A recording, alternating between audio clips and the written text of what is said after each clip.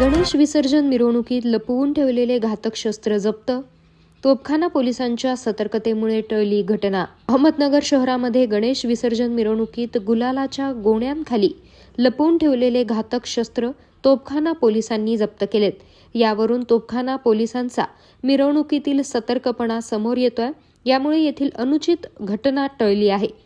दिनांक 17 सप्टेंबर 2024 रोजी अहमदनगर शहर आणि उपनगरामध्ये मोठ्या उत्साहात सार्वजनिक गणेश विसर्जन मिरवणूक काढण्यात आल्या होत्या. यामुळे अहमदनगर जिल्हा पोलीस दलाचा मोठा पोलीस बंदोबस्त तैनात करण्यात देखील आला होता.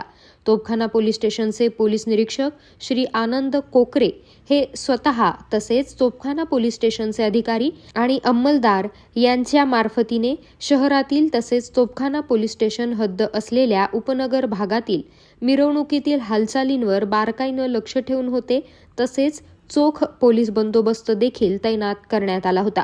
तोफखाना पोलीस स्टेशन हद्दीतील उपनगर भागात असलेल्या काही गणेश मंडळांच्या आपापसात असलेल्या अंतर्गत कलहामुळे गणेश मंडळांच्या हालचालींवर बारकाईनं लक्ष ठेवण्यात आलेले असतानाच सायंकाळच्या सुमारास तोफखाना पोलीस निरीक्षक श्री आनंद कोकरे यांना गुप्त बातमीदारामार्फत बातमी मिळाली की उपनगराचा गणेश मित्र मंडळाचे गणेश विसर्जन मिरवणुकीमध्ये असलेल्या गणेश मूर्तीच्या ट्रॅक्टरच्या ट्रॉलीमध्ये गुलालाच्या गोण्यांच्या खाली तलवार आणि काही घातक शस्त्रे काहीतरी घातपात करण्याच्या उद्देशाने गणेश मंडळाचे अध्यक्ष आणि पदाधिकारी यांनी लपवून ठेवले आहेत.